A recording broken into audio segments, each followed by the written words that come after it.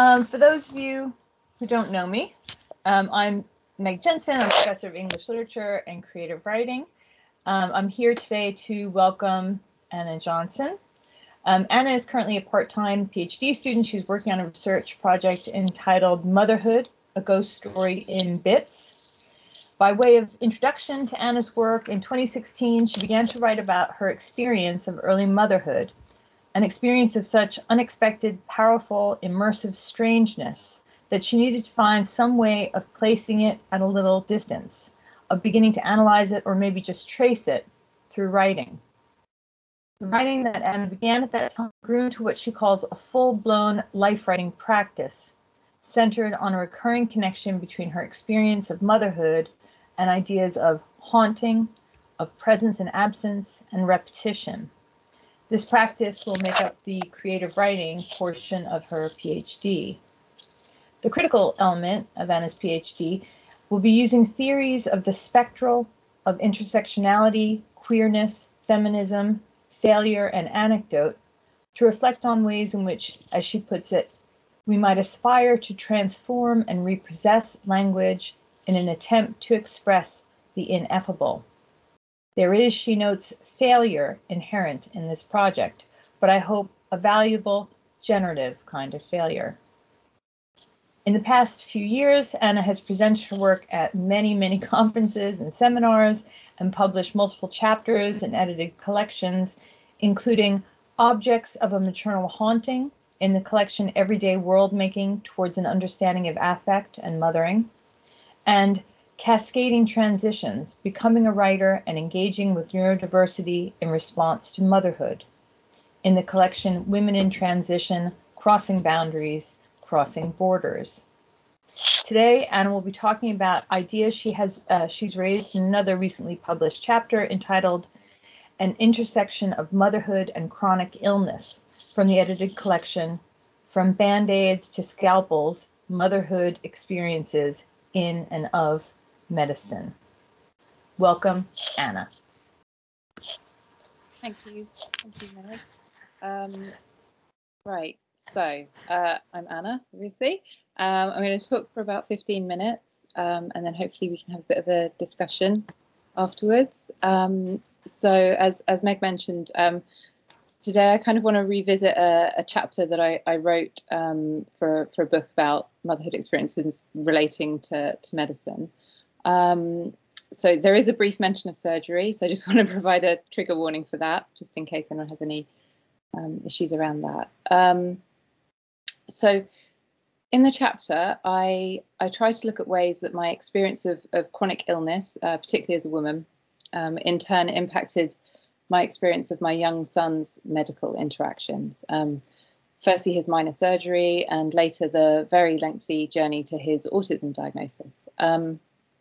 So my PhD work, as Meg mentioned, is around ideas of haunting and motherhood, and in particular my sense that the figure of the ghost fails to obey the rules of various dominant structures. So social structures, scientific, linguistic, temporal, and that these failures, in inverted commas, are often shared by women, in particular mothers. Or as Julia Lane puts it very succinctly, the demands made on mothers by the institution of motherhood are impossible to achieve, which accounts for why failure has come to be seen as an inevitable part of mothering. Moreover, to succeed within such an institution means to be deemed successful by inherently misogynistic, racist, and classist measures. So I think haunting and the ghost can be a very useful tool to think about motherhood and failure. So I'm revisiting this book chapter in the light of the PhD chapter that I'm currently working on, which is about failure on the part of the figure of the ghost and the mother to play by the rules of feeling. These rules being normative, restrictive, and patriarchal rules. I'm interested in feeling, or we could say affect, because as Brian Masumi puts it, feelings have a way of folding into each other, resonating together, interfering with each other. mutually intensifying, all in unquantifiable ways, apt to unfold again in action, often unpredictably. So, for instance, history might interfere with the present, and one experience might haunt another. So, in the book chapter, I use anecdotes to try and give a more visceral sense of the experience, alongside theorising it. This is, as I think Meg kind of alluded to, this is something that I do in much of my work, so combining life writing practice with a theory practice. I'm interested here in how dominant medical narratives often limit our ways of communicating around things like chronic illness or neurodiversity, and how this mismatch affects us. The importance of finding ways to narrativize experiences that don't fit the dominant medical narratives of restitution. So that's the getting better and moving on narrative, and the honour complex intersectionality and the messy unevenness of life. I think particularly motherhood, but I think a lot of people relate. So I'm going to read out 2 of the anecdotes that the book chapter centres on. These are, as I said, part of a practice of life writing that I began when my son was a few months old. The anecdotes speak of small moments or realizations, but I hope that in being particular, they open space for other people's very particular complex experiences that perhaps also fail to fit within the rules of those dominant structures, be they medical, social, so on. So just have a drink. Right, this is the first anecdote then. The anaesthetist's eyes as he directed me to the plastic chair set against the side of the hospital trolley. I'm not sure if it was compassion I saw there, perhaps just tiredness, something solemn. I'm not good at lying, but in that moment I feel the utter necessity of explaining out loud to my infant, with full and false, calm honesty, that it is nap time and he will have a little sleep now, as I hold him facing out against my torso, and they placed a small mask over his face. His trust in me and his fascination in this new place and people mean there is no struggle, and perhaps he is too young to register the crack in my voice. I feel his body soften in my arms. I don't recall if I laid him down or they took him from my lap, but the next thing I remember, I was broken down in the corridor, doubled over and breathless sobbing, with the nurse standing by me, her hand on my back, waiting, I suppose, until I am consolable. What if there is some danger in him, something that will not be revealed until his precious skin is punctured? I could not bring myself to write in the few days before his minor surgery, but now as he sleeps and breastfeeds and sleeps to recover, I can talk about this particular fear.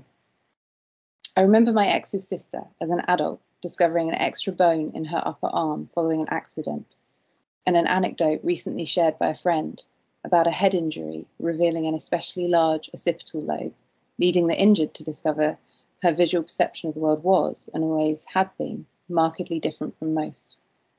And then there's me. I have hypermobility syndrome, or more accurately, I think I am hypermobile. My tendons and ligaments, my veins, my responsiveness to painkillers and anesthetics, my stomach, and more, no doubt, of which I'm less chronically aware, are to a degree ineffectual.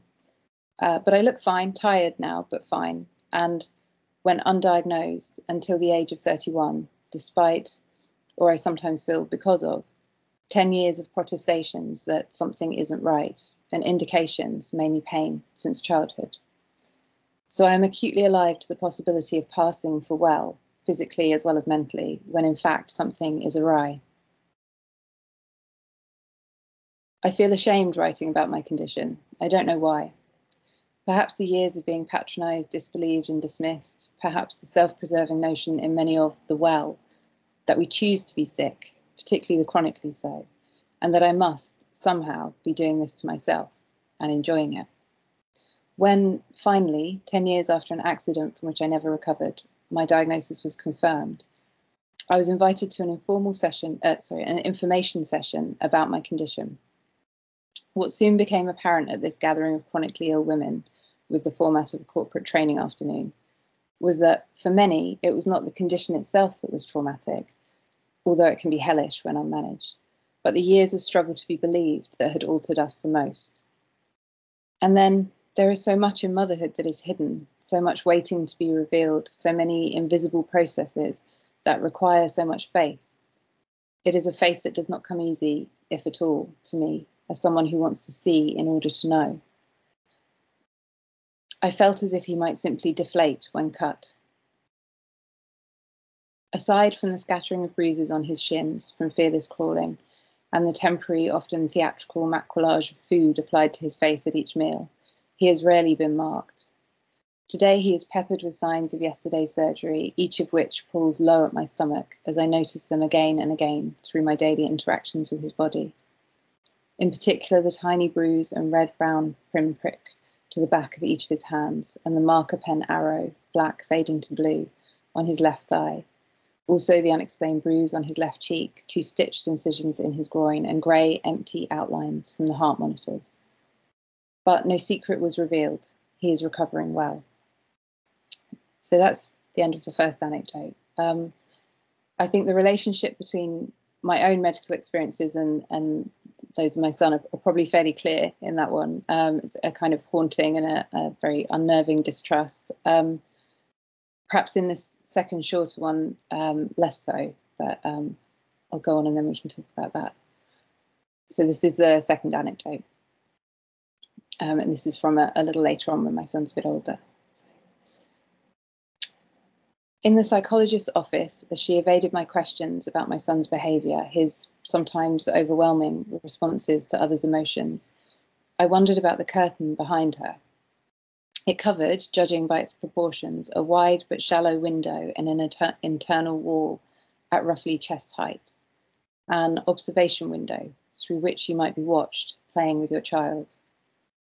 The curtain reminded me of the decor of caravans, the kind we holidayed in the 1980s, like the time we went to Scotland and we stopped for a night in a disused racetrack turned caravan park, and my brother and I ran high up along the stalls with the smell of concrete and metal and grass. The strange scale of the curtain, wide and short, and its oddness in the middle of an internal wall, not coming close to ceiling or floor, was exactly like something you'd find in a caravan, perhaps concealing a pull-out table or bed, concealing something. I managed not to cry at this visit, but then I didn't have to talk about my ex-husband's health as he was present this time, and it was not mentioned. But still, the absence, again, of an answer to my direct question, in essence, should we be concerned, was maddening, as was the suggestion that I am, perhaps, too attentive to my child's needs, as of course the problem always lies in the mother. As was the feeling that the ugly ruched curtain concealed doctors, presumably not at this moment, but that kind of intrusion, being watched, leaves its mark on the architecture that facilitates it. So that's the end of the second anecdote. So as I said, perhaps it's not as obvious how my experience of chronic illness factors into this particular medical interaction, but it's definitely there. I think in not being given a straight answer, in the idea that something clinical might be deemed entirely my fault, in being perceived as an unreliable narrator, to quote Elaine Scarry, who writes wonderfully on pain, and in the uneasiness of an architecture that's for observation rather than communication. It seems to me that the uncertainties of motherhood, the working it out as you go along, the sense of never gaining a sure footing, especially when your infant is still finding language and you've barely slept in years, might be compounded by the limited sanctioned medical narratives and the restrictions of information and self-narration that this lack of narrative options entails. My own experience of being disbelieved for years and then being suddenly, without ever being informed, deemed chronically ill, and finally years later being actually diagnosed, makes me acutely aware of possibilities outside the restitution narrative. And moreover, acutely in need of clear and open communication. The observation windows, even unused and ineffectually hidden, seem to deny. So I'll wrap up with a nod to Donna Haraway's seminal essay on the ideology of the voices with which we claim to speak, which I hope makes some sense in this context. Situated knowledges is the essay. So Haraway argues for a view from a body, always a complex, contradictory, structuring and structured body, versus the view from above, from nowhere, from simplicity. So I wonder if simplicity is a place where only one symptom exists at a time, where only one person is ill at a time, where mothers are not chronically ill. Clearly, that's not where I'm writing from. And what Haraway asserts is that nobody is, even if their language and their ideology claim that they are. Some lives are simpler than others, but few, if any, are simple, and there is no such place as simplicity from which to speak. Haraway's vision of a way of situating ourselves that resists the limiting ideologies of objectivity, as she puts it, calls for the joining of partial views and halting voices into a collective subject position that promises a vision of the means of ongoing finite embodiment, of living within limits and contradictions of views from somewhere. And my hope here and in much of my work is to offer one of these partial views and halting voices, and as such to disrupt the dominant limiting narratives. Thank you. That's it.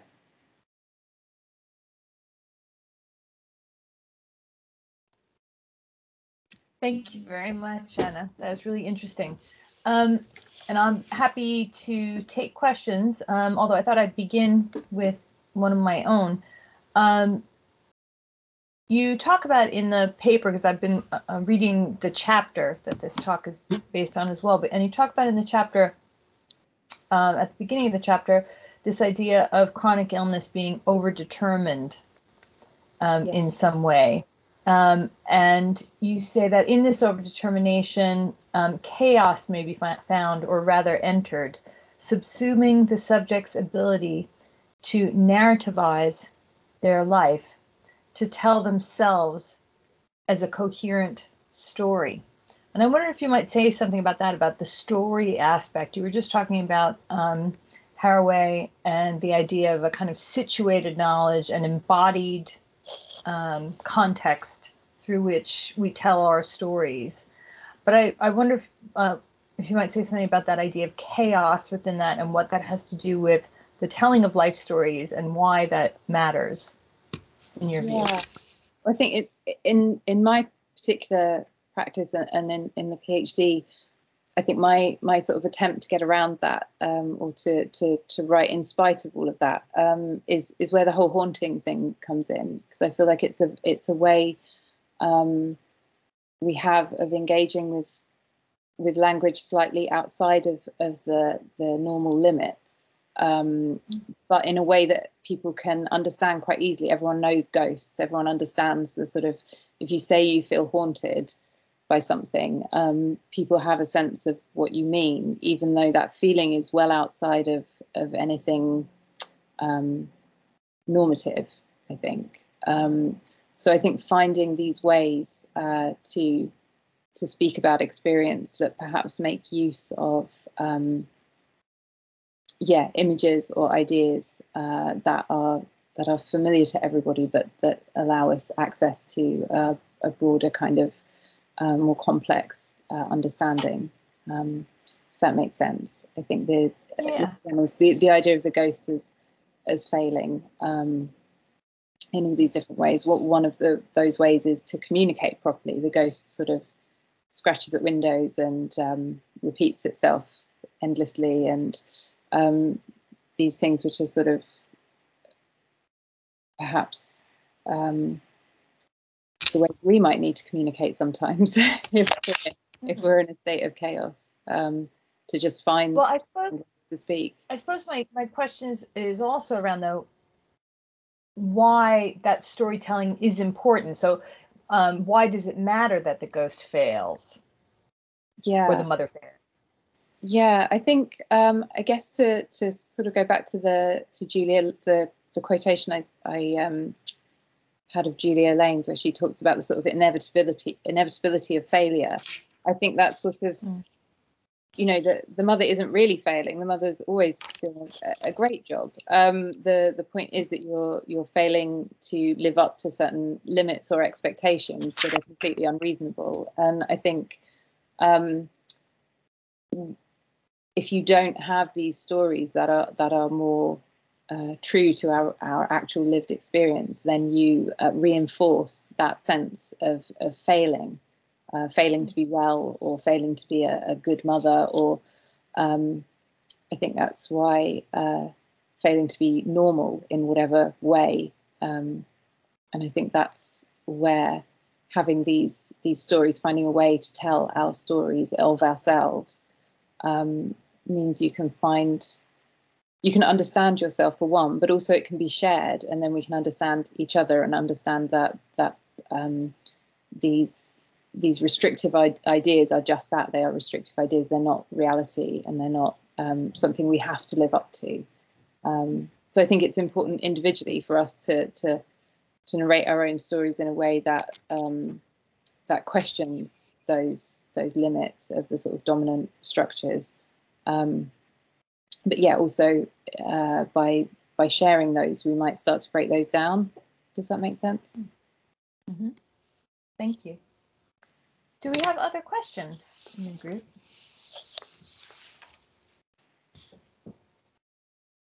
You can also type them in the chat if you prefer. I have a question. Thank you. Thank you, Anna. That was really wonderful and thought-provoking. So I'm thinking about my own experience as being a mother who's chronically ill. And also, those expectations where I think you're quite right. You can't meet those. You're not failing, but you are failing a kind of expectation. And part of that expectation also being around ideas of what it means to be a child. So the consciousness of your own chronic illness and its impact on your child, and your child's awareness of that chronic illness. And I suppose I just wondered if you had any thoughts about that, and that idea of what childhood means, or what it means to be a child in this unfolding, haunting narrative. That's a big question. I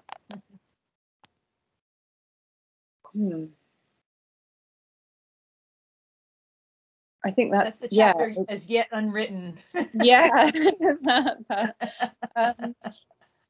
I guess do you mean in terms of people's sort of expectation that children should be protected from certain things, or free of certain worries? Yeah. And when you have complicated lives, that's not a reality. That's yeah, like my mother is also chronically ill, and she became ill when I was 7 or 8, and I remember sitting in Charing Cross Hospital while she went for hospital appointments, and I was in the corridor, and I never thought about this until I went to therapy, and then somebody talked to me about it, and suddenly they were like, oh, so your childhood had this huge burden of your mother's chronic illness. And I was like, I honestly had never really thought about it like that. That was just our reality.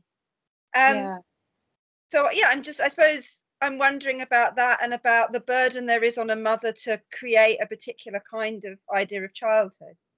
Yeah, definitely. And again, I think that just feeds into this thing that it's impossible not to fail, because you may not be chronically ill, but you will and should have a life that will not necessarily always fit entirely with what your child wants or needs. And I think it's I think again it sort of relates back a little bit to Meg's story. I think Meg's question. I think it's about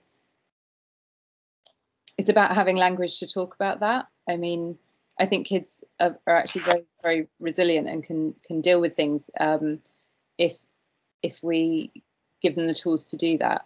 And I think if you've got a parent with chronic illness or going through whatever, I think that again having ways of storying that for your children is really, really important, and then they can make sense of that, and rather than it becoming this sort of think there's a lot of pressure on us to hide things from our children. Maybe we can't deal with certain things, and I think that's always a difficult balance, isn't it? I'm sure you found that as well, Sarah. It's like it's a difficult balance, isn't it? What you share and what you try to protect them from. But I certainly with my son, I find he's very sensitive, and he picks up on difficulty or emotion, and it's much better to give him the right level of information so that he can process that, I think, which is perhaps more information than some parents would give their 6-year-olds. But that's how I do it. It's also interesting, just in terms of the project itself, of your own life writing practice, is to think, that maybe that's a consideration. That is there space here? Is it appropriate to the reflections to consider that idea of the child or the child's point of view, or to reflect on that? I know you do in places. Maybe it's not for this project. Maybe that's a different project. But I think it's an interesting question, and to think about, does that perspective have a place? I think of very much when we work with students who are carers, the idea that we have that, it's terrible, a child shouldn't have to, isn't it terrible that a child shouldn't have to have those responsibilities and shouldn't have to, but what is that should? And, anyway, but that's a separate kind of social issue. But just in terms of your project, it's an interesting question among many of the other, when you're thinking about the context, that situated knowledge that you were talking about. Your son is having a different kind of situation. From the knowledge that he's developing will be situated differently from yours. Yeah, and I'm interested. It'll be very interesting when he's older and he can how he feels, because I particularly when the writing from when he was very little, I was very much still in that state of feeling like we were almost one person, and my experience and his experience, there was a huge amount of overlap, and kind of unpicking that has been quite an interesting process. But I wonder how he'll respond to that if at some point he decides he wants to read it, which he would be welcome to.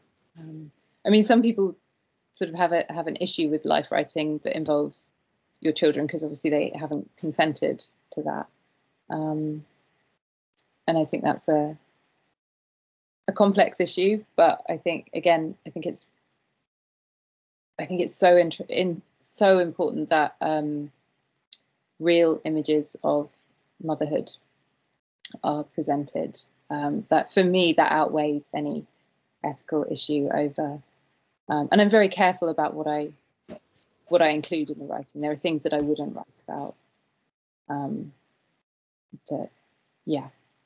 And how I present that. I don't ever want it to be sort of there's a lot of debate about sort of people posting videos of their children having meltdowns and things like that on social media, and that's a very complex debate. Well, we've talked a lot about if anybody's interested in this idea of the kind of the ethics of life writing, and how much is too much to reveal. There's a very good book by Tom Kauser called Vulnerable Subjects, in which he deals directly with the kind of the ethics of writing about, in particular, vulnerable family members, vulnerable people that you want to include in a memoir, and how to ensure that you're protecting those people in your writing. Let's see, I think a hand has just gone up. So did someone have a question? You can either, Rachel, is it? Did you have a question? No, I saw a hand, but now it was made by accident. Spike. Oh, okay. Sorry Okay. Sorry. No. It's hard to see whose hand it is. Yeah, no, I was trying to do a message. Can you, because I didn't hear the author's name of the book. Oh, yeah. I'll type it into the chat. But actually, now I'm talking. Anna, it's when you're talking about your experience as a mother and being with the child, and I kind of, some of the questions in my mind is, who else is around you? Is there a other partner, or as Sarah says, like being with her mother, because it just seems very secular, just me and my child, and as though no one else exists. Yeah, for me that was pretty much the experience. It was mostly just me and my son, and quite intense in that way. I think looking back, the fact that my son is autistic influenced that partly, and that he has some sensitivities to loud places and busy. There was a lot of things that I couldn't necessarily do that other parents would do. And similarly, I couldn't settle him with other people to look after him. I couldn't settle him in childcare until he was a little bit older. So there was a certain sense of isolation in that, which definitely made it quite intense. Yeah.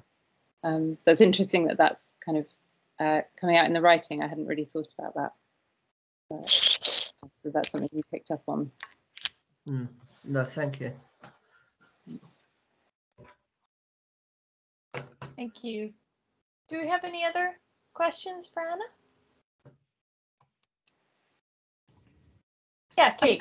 It's not so much cliches. It's not so much a question as but thank you. Your talk was really thought-provoking, and I thought I'd share the thought that it provoked in me from my perspective, because I'm not a mother, and I was wondering how the kind of issues that you're dealing with are as much about being a woman as being a mother, because I think there's that expectation. I'm not a mother.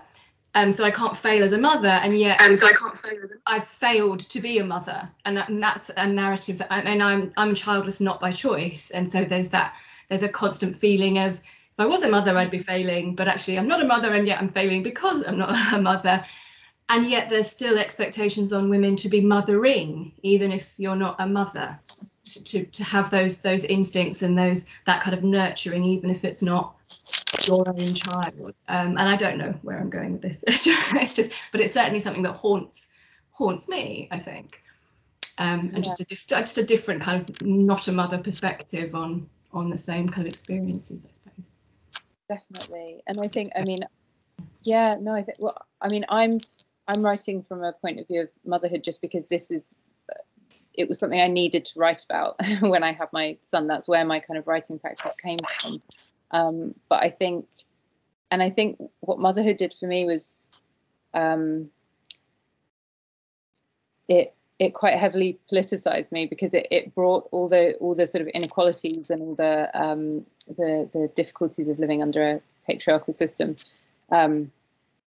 really to the fore in a way that, I was aware of them, but suddenly they were just exaggerated, I think, by certain aspects of motherhood.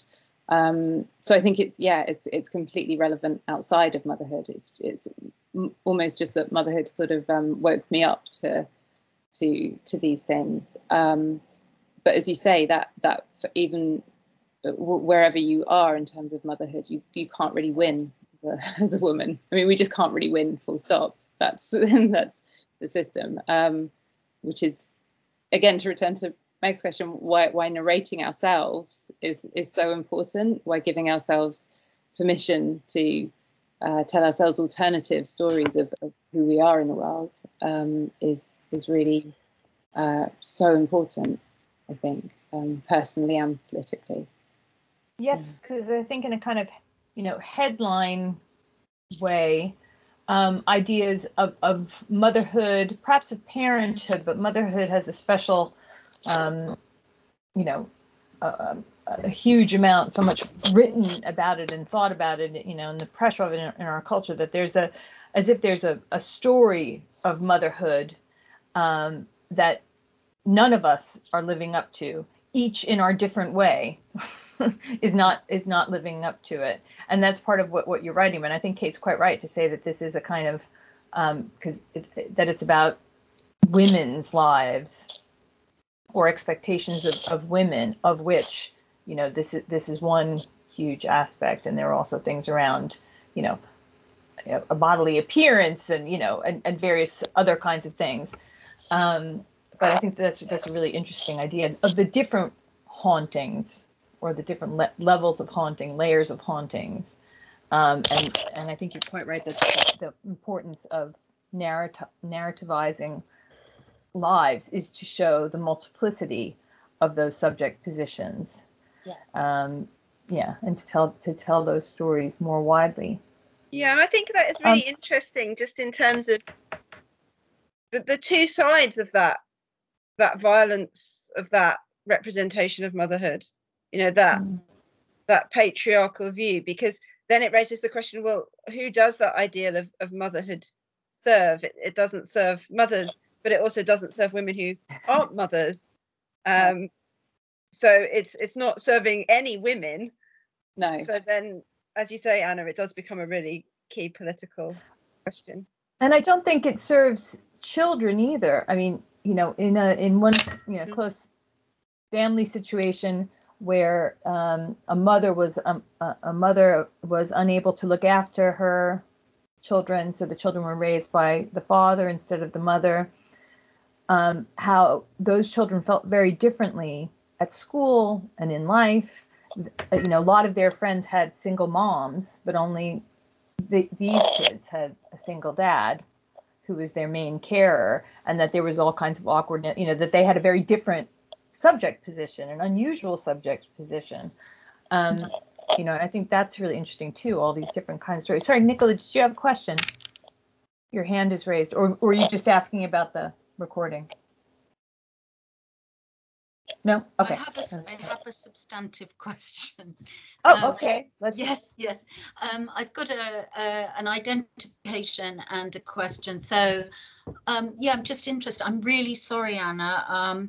Due to my neurodiverse problems with calendarizing and writing culture's notices, I was all set to come and listen at 3:00. So I'm gutted that I missed your talk, and I will review it. But I'm just, I'm diving into where you're at with the discussion, and I'm just thinking about this gendered representation of gender narratives, I suppose, in society, and the social meaning of motherhood. And I just wondered, well, first of all, I wanted to say,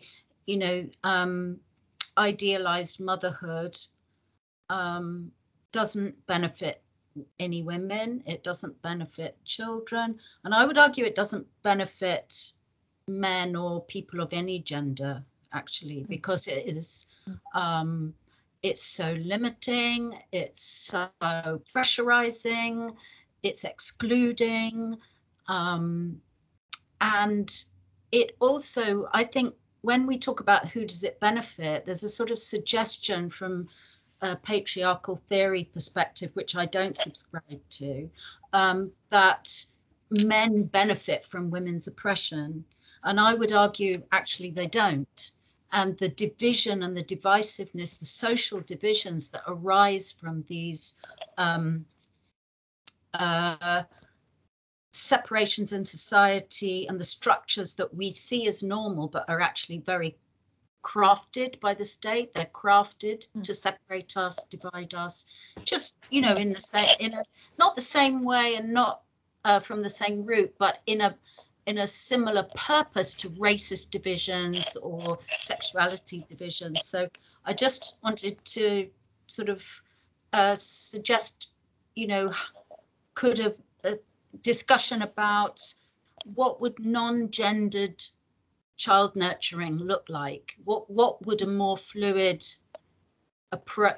society look like, where you had, say, free childcare for everybody 24 hours a day on demand, where you had equal pay, where you have local canteens and cafes where you never have to cook if you don't want to, laundry's the same. Just some of these things that were actually invented during the Russian Revolution that actually did have a huge impact. And just secondly, my identification is that I'm just writing about my relationship with my father and realizing the very gendered and insidious notions of being his daughter, his special girl, being his listener, somebody who gives him his identity as a father. And I won't go on about it anymore. I'm doing a piece which I will share with Writing Cultures when I've done it, put it on my website. But again, it sort of feeds into these questions of what could we have I that's think that's different. really interesting. Yeah, because, you know, in a way, what you're, you know, or one suggestion is that the haunting then, you know, because that's one of the questions I think of the PhD is what precisely is the ghost? Who is the figure of the ghost? Who is it that's haunting us, you, in your life writing practice? You know, and one way of looking at it is kind of Marxist view. The state, the state Yes. is you know one that's haunting us, and that this is a creation of the state. It certainly is a creation of systems of various kinds and power dynamics. Yes, I reinvent it within myself because I sort of think that's the only way to get close to my dad is to pursue this gendered, subservient role, because that's the only way I can connect with him. And then I'm shaping myself in a way that feels horrible. Yeah, see, I think this relates back. I'm not sure when you joined, Nicola, but Sarah asked a question earlier about, you know, children having to deal with their parents' sort of medical issues or things like that, kind of having those things present in life. But I think, and people perhaps sort of judging that, but I think, as you're saying, like that parents are often putting huge expectations on their children and huge pressures to be certain ways that are much more about the parents than about the child, and that's kind of normalized, whereas the sort of in a way that I think is wrong. I think, you know, I think that's that's sort of an accepted part of being a child in a really unhealthy way, I think, whereas being honest about having medical needs or other kind of needs as an adult is which could be far more spoken about with your child in a far more balanced way is sort of frowned upon a bit, I think, if that makes sense. That I think people people have expectations that children will fulfill, like you say, you were making your father a father. That was your role, to be a good daughter, and to me that role is far more pressurized and unhealthy than the role of my son having to be aware of my chronic illness. But us talking about it as equals, and him not having to deal with more than he can handle, but him knowing that that's a part of life, in a kind of honest way. And yes,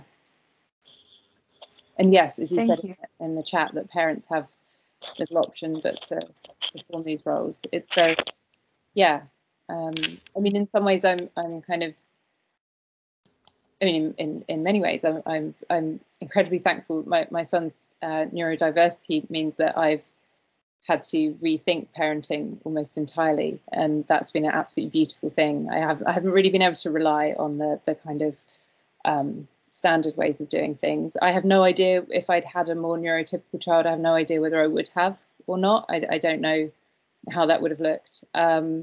Maybe I still would have done it this way, but it feels quite liberating to kind of he and I have built a little life around what works for our neurodiversities, and I think that's I'm pretty happy about that. Well, thank you very much. Unless anyone else has any questions, I'll finish up. Oh, yes, please. Yeah, Julian. Thank you. And thank you, Anna, for eye-opening, thought-provoking, humbling talk, to which I feel I have no authority or experience to contribute on the debate we've just had. And I think I'm just happy to listen and to hope to be better in future. But I did want to talk maybe about the writing and your approach more generally, and not necessarily just yours, but in general, because anecdotes made me think about anecdotal evidence, which obviously in science, in medicine, is not normally considered a good thing, and or a useful thing. So I was wondering what you thought in that regard. Anecdotes could be, because you said obviously questioning dominant narratives and expectations, but it made me think: do you have universality in mind of of a readership, of reception of your anecdotes, or is universality itself the problem that we might want to? Yeah, great question. Both. Both. I think by being very particular, I think that there is always something just in that we're all human, that people will find something that speaks to them, hopefully, or if not, that's fun, that's also fine. Yeah, I don't aim for any kind of universality, but I think we have far more in common than separates us, and I think there's definitely that. I think the thing about anecdotal evidence, and I'm absolutely no scientist, but I think it's interesting that it's not, I think in some kinds of science, not considered the right kind of evidence, and that can actually be very difficult for women, because a lot of the ways that things are studied are set up to reflect the patriarchal system that we have in place, and this can become very excluding of anybody outside of that. And I think so you might be using tools to study something that actually don't reflect the fact that some of the people you're studying are women, or are other kinds of humans. And I think that that's where anecdotal evidence can be, if it's listened to, can be a good way of pointing out those errors in more strict systematic approaches. So I think it's always really important to have both sides of that. That's my feeling about it. And yeah, absolutely. I think the role of life writing in the last, well, since the beginning of time, really, the role of life writing has been to challenge dominant narratives, and to be, the individual, the representative individual of representative only of one, and to show different sides of the story. And I think that the idea of using the anecdotal in the PhD is purposeful in order to be disruptive, and I think that's part of what's intriguing about the work. It's a really good question. Yeah, and I'm interested. I can't remember, and I haven't got it to hand. There's a great book by Jack Halberstam about failure, the queer art of failure, and there's some fantastic bits in there about how failure can sort of illuminate the structures that we sort of take for granted, and I'm very much working on that kind of idea, that by looking at these things that are apparently failures, they actually illuminate the existence of these structures that we can't really see because we're so inside them, but that we might, by looking at those failures, start to rebel.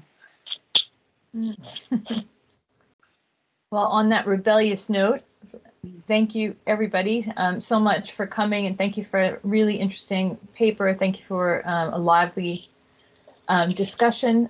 This has been recorded, so Kate will be sharing it on the Writing Cultures. Well, she'll send it around the link, I suppose, or I will, or you let me know, Kate, where you want me to go. Yeah, we'll be available to everyone who's here, and then we'll also post it on our YouTube channel as well. Okay, great. And Kate, what is our next talk? And if you want to advertise the next talk. Oh, you got me there. Or is it? Oh, sorry. The next one, Joanne Lindbergh. Or is there one in between?